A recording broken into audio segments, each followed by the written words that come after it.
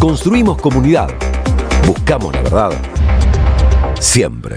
Hay que sepultar este régimen, no tengo ninguna duda. Hay que sepultar este régimen con votos. Hay que conseguir los votos suficientes como para dejar atrás esta experiencia de la democracia argentina en la que se ha instalado en la Casa de Gobierno una persona que odia a los demás, pero que los odia, yo diría, no de modo racional. Es un odio que le surge del estómago y que se expresa en lo que él dice, ¿no? Hoy estábamos escuchando hace un ratito a Javier Gerardo Milei y se refería a Julia Mengolini de una manera en la que nadie racionalmente en sus cabales podría hacerlo. Ahora, yo no creo que se pueda explicar este gobierno desde la psicología. Yo creo que este gobierno es un gobierno de depravación social que tiene que ver con, así como por un lado genera una transferencia de recursos monumental de los sectores más pobres de la sociedad a los más ricos de la pirámide social, por el otro lado necesita justificar esta violenta transferencia y de alguna manera la envuelve en palabras y en situaciones que son terriblemente generadoras de violencia. Está en la Argentina el propio presidente quebrando el Estado de Derecho. Está quebrando el Estado de Derecho porque hoy lo que hay en la Argentina es un Estado corporativo que nos pone a un personaje estas características para distraernos.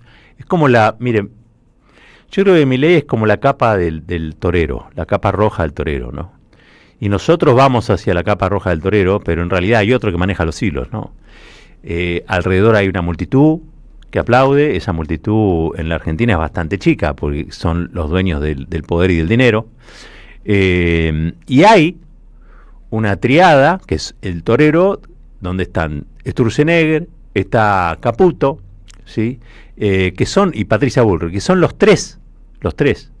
Es el grupo de tareas del poder corporativo en la Argentina. Y tenemos la capa roja, que es este presidente. Hay que sepultar con votos esta experiencia que es antidemocrática, no en su origen, pero sí en su desarrollo. Porque yo creo, ¿tenemos por ahí el audio del presidente? Porque capaz que alguien me escucha a mí y dice, che, pero estás un poco exaltado, caballero. ¿Yo exaltado? Miren al señor que tenemos como presidente. ¿Lo tenemos ahí? Sí, lo vamos a escuchar. Por favor, pero dejamos que voy a hacer una advertencia, porque antes lo escuchamos, yo no lo había escuchado en la previa y me chocó mucho. Entonces, lo que vamos a escuchar ahora es la expresión violenta de un presidente que llega por elección popular, pero que después usa su investidura para perseguir opositores y también para hacer sentir mal a la gente. Este señor es malvado, intrínsecamente malvado, pero yo quiero que lo escuchen. Hecha la advertencia, decía esto Javier Gerardo Milei. Vos enfrente no tenés un rival, vos tenés un enemigo. Claro. Es decir, y ese tipo está dispuesto a matarte si es necesario. Porque eso, no se confundan, los zurdos de mierda, tipo los Mengolini de la vida, de hecho, ¿qué llamaba? Llamaba a cagar a trompadas a los libertarios, a desprestigiarlos e insultarlos. Ella misma dijo que si era necesario para que yo no avanzara, estaba dispuesta a decir cualquier barbaridad. Yo creo que acá hay que hacer un parate, ¿no? Hay que hacer un parate. Este señor es el presidente, no es alguien que está en un programa de televisión, un streaming de joda por la vida o de parranda. No. Está y es las 24 horas del día el presidente de la nación. El presidente de una república. El presidente de una república. Yo creo que es un señor que llegó ahí sin demasiada idea de la historia argentina. En la Argentina, los que mataban a los opositores no son precisamente ni los zurdos, ni los peronistas, ni los populistas. En la Argentina, que es una historia alfombrada de cadáveres, ¿sí? Los asesinos siempre han tenido un sesgo ideológico que no es el que describe el señor presidente, que es un ignorante, como vemos, ¿no? Los campos de concentración en la Argentina no los hizo la izquierda, no lo hicieron los zurdos.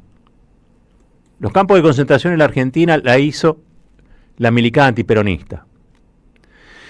Tampoco en la Argentina, si vamos a la historia, aquellos que hoy convalidan las acciones del presidente son los que se hacen cargo de los asesinatos. Hay asesinatos y bombardeos en junio, estamos cumpliendo 70 años del mayor hecho de violencia, si se quiere, en la Argentina, porque matar en la plaza pública, en la principal del país, a más de 350, casi 400 personas, que no fueron los únicos, porque después en septiembre hubo un golpe y ahí también murió gente.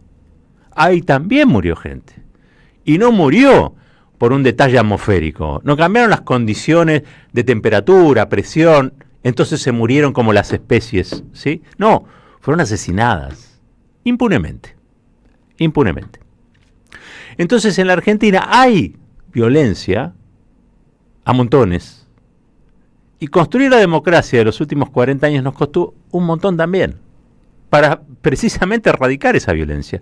La justicia condenó los crímenes de la dictadura precisamente para que aquellos que tengan la vaga idea de resolver criminalmente los pleitos que se generan en la política, vayan presos. Y vayan presos y mueran abrazados a un inodoro si hace falta.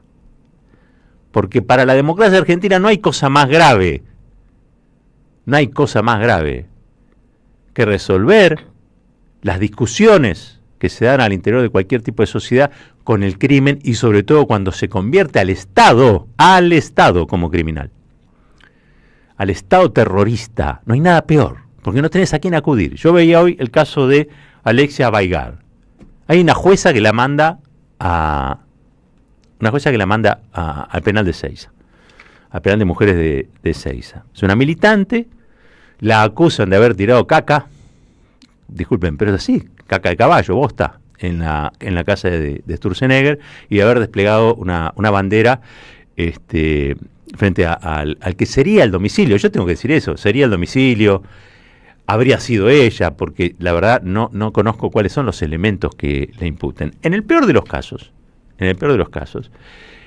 estamos hablando de un tema que no es un delito penal, ¿no? Estamos hablando de algo que se puede resolver por vía de una multa. Y sin embargo descargan todo el peso de la justicia, el Poder Judicial, el Poder Policial, sobre ella, sobre su madre de 70 años. La allanaron en el domicilio, en lo que era un acto de protesta contra Esper, porque reaccionan así.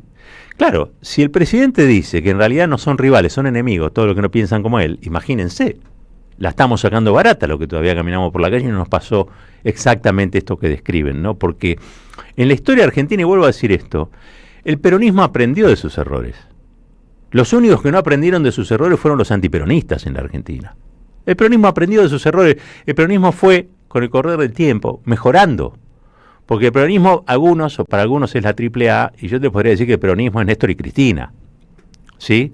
Donde hubo un Estado de Derecho pleno, donde incluso se llegó a homenajear a un presidente opositor como Alfonsín, el radical que le ganó en las urnas al peronismo. Miren qué valioso.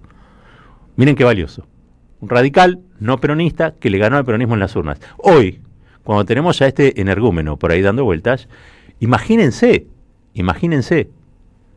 lo que fue ese Estado de Derecho cuidado, ese Estado de Derecho democrático cuidado, institucionalmente hablando, ¿no? El periodo de Néstor y Cristina, lo que nosotros denominamos los años felices. Pero estamos en presencia de gente que no tiene idea de lo que es abrir la caja de la violencia en la Argentina. No tiene idea. Creen que porque andan con custodios todo el día, creen que porque los apoya la embajada, dos embajadas importantes, creen que porque van en autos blindados, entonces ellos tienen el monopolio de la violencia y la pueden ejercer. Tener ese poder es una exigencia también de enorme responsabilidad. El presidente de la Nación, que está basureando a una periodista, que la amenaza, como lo amenazó a una periodista, está cometiendo un delito. Quizá el más grave de todos, Él tiene que ser el garante del Estado de Derecho. Él no puede romper el Estado de Derecho. Él tiene que ser el garante de las libertades. Él no puede ser el que suprima esa libertad porque si a una persona se la castiga como el presidente está haciendo con Julián Mengolini, ¿qué es lo que se está proponiendo? ¿Qué es lo que está planteando? La autocensura está planteando. No me cabe ninguna duda que Mengolini no va a dejar de opinar lo que opina. Pero lo que este señor que llegó hablando de la libertad está proponiéndole es cállate, porque las veces que digas algo que a mí no me gusta, yo te voy a humillar en público. Y tengo todo el poder del Estado para humillarte en público. Empiezan así, terminan suprimiendo gente, terminan desapareciéndola. Esa es la situación en la que estamos. Y yo le pido a las dirigencias, no a las que habitualmente se pronuncian, porque las que habitualmente se pronuncian creo que están del lado correcto de las instituciones, de las libertades, del derecho a manifestarse, ¿no? Digo, hay dirigencias que se manifiestan casi siempre, como los organismos de derechos humanos, que ahora van a participar de las marchas, han decidido, digamos, participar de las marchas de jubilados y jubiladas los días miércoles. Me estoy refiriendo a las otras dirigencias.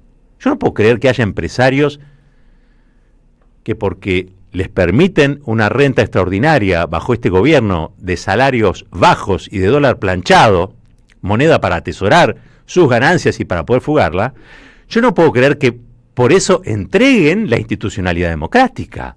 Nosotros necesitamos empresarios que crean en la democracia. Necesitamos empresarios, no me importa que sean ricos, que sean todos los ricos que puedan, pero que defiendan la democracia. Que cuando vean un presidente que dice las cosas que dice Milei, lo censuren, pero lo censuren desde el punto de vista de todos los resortes que manejan. No puede ser que los resortes que manejan los descarguen sobre el cuerpo de militantes, de comunicadores, de periodistas, que lo único que le pedimos a este poder en la Argentina es que sea un poder más justo, que sea un poder que pague mejores salarios, que sea un poder que tenga las escuelas bien, que sea un poder que construya 2 o 3 Garraham y no que esté como están ahora, enceguecidos tratando de cerrar el único que hay. Le pegan a los viejos, le sacan los hospitales a los chicos. ¿Qué más quieren? Ahora también pretenden humillar a una periodista. Ahora también pretenden que se calle, que se autocensure. Mengolini es la enemiga del presidente. ¿Dónde estamos? ¿En qué último subsuelo de la lógica democrática nos han enterrado estos funcionarios? Insisto, yo no quiero enojarme, porque sé que Milei es el trapo. Milei es el trapo que llama al toro, ¿no? Y nosotros embestimos. Está puesto para eso. Está puesto para que una y otra vez fracasemos. Porque detrás del trapo no hay nada. Nos levantan el trapo y seguimos corriendo. Estoy convencido de eso. No son lo mismo Sturzenegger, Caputo y Bullrich. Ellos sí son los pretores. Eso sí trabajan para ese poder económico, que se hace un festival mientras instalaron y ayudaron a instalar a un presidente que va a los streaming a odiar. Va a los streaming a odiar. No tiene otra cosa que hacer. Yo siempre dije lo mismo. A mí no me importa si duerme con un perro, a mí no me importa. ¿Qué problema tiene? Es su vida privada. Aunque es verdad que un presidente tiene menos vida privada que otro, ¿no? Porque es más público todo lo que hace. Y uno no puede decir, bueno, trabajo de presidente hasta las 6 de la tarde, después me dedico a hacer otro. No puede, porque si no, el escándalo de Libra no se hubiera producido, ¿no? Pero me parece, o me da la sensación, de que acá se están atravesando una serie de líneas rojas, que deberían ser defendidas incluso por aquellos que no son o no forman parte de ese bloque consolidado y democrático que hizo posible 40 años de democracia en la Argentina consecutiva. Otros sectores que empiecen a abrir los ojos y digan, che, me parece que esto va a terminar mal para todos, porque ¿saben qué? Cuando empezamos a hablar de enemigos como habla el presidente de la Nación, cuando esa es la categoría que se utiliza para describir a los que no piensan como el presidente, a los que no piensan como los que votan al presidente, a los que no piensan como el presidente dice que hay que pensar, entonces la democracia está no solamente en riesgo, se quebró, se rompió. Y la democracia ha sido hasta el día de hoy el contenedor, la contención para que en la Argentina no derive hacia la violencia. Y yo creo que estamos, insisto, en una muy, pero muy delicada escena. Cable rojo, cable verde. Sacamos el cable equivocado y esto explota por los aires. Y el presidente va con los pinreles, con los dedos, y saca, vaya a saber qué cosa. Un día vamos a volar todos por los aires. Y nadie quiere eso, o nadie debería querer eso. Por eso, el peronismo aprendió de sus errores. El peronismo, cuando Perón en su momento dijo, por cada uno de los nuestros van a caer 5 de ellos, ustedes recordarán, después de un atentado terrorista en plena Plaza de Mayo, donde murió gente, y donde habría dirigentes radicales como Roque Carranza. Cuando Perón dijo eso, después con el paso del tiempo, Perón volvió hecho un león herbívoro y planteó la unidad nacional, en lo que yo creo que fue un modelo político para revisar. La historia sirve para eso, para ir a ser revisada y que nos enseñe cómo deberíamos construir un futuro. Aprender de los aciertos y aprender de los errores, pero también de los aciertos. Perón acertó en mucho ahí. Y el peronismo aprendió de eso. Y el peronismo fue mejor. El peronismo pudo traer un Néstor y un Cristina, y a una Cristina, porque aprendió. La derecha en la Argentina no aprende. La derecha en la Argentina es violenta, es criminal. Y encima quiere tener razón todo el tiempo. Y defiende modelos de exclusión que son de saqueo. Yo lo voy a decir porque creo que hay que ponerlo en palabras, pero si las jubilaciones en la Argentina, escuchen bien esto, ¿no?, son de 300.000 pesos, ¿dónde está la democracia? Si el presidente es capaz, en una entrevista, de descargar su odio a quien llama enemiga, como es una periodista, en el caso de Mengolini, ¿dónde está la democracia? Si los salarios están pisados y a duras penas tenemos que tarjetear para más o menos durar hasta el 20, el 25, la semana de privaciones, que es la última del mes, ¿dónde está la democracia? Bueno, hay una respuesta a esto. La democracia está en todos y en cada uno de los que entendamos que este gobierno, este régimen debe ser sepultado con los votos. Hay que construir una mayoría social que sepulte a este presidente, esta deriva que nos lleva a un lugar donde no existe la democracia. Existe otro régimen que no quiero describir, porque la historia ya tiene bastantes ejemplos de lo que significa que un presidente, como hizo el actual, rompa con las más elementales reglas de la democracia argentina. Aprendimos que no son enemigos, que son rivales. Y a esos rivales en las elecciones debemos sepultar, con los votos, ¿sí?, que vuelvan a ser la parte insignificante de la historia, si se quiere, pero que nunca más tomen el timón de esta democracia que nos ha costado tanto, tantísimo. Yo no voy a citar a Churchill, voy a citar a las madres y a las abuelas y a los militantes de derechos humanos. Nos ha costado horror, nos ha costado un montón llegar hasta acá. No vamos a permitir que la demencia organizada o desorganizada de la derecha en la Argentina nos lleve a una colisión definitiva y sacando el cable equivocado explote todo por los aires. No a la violencia.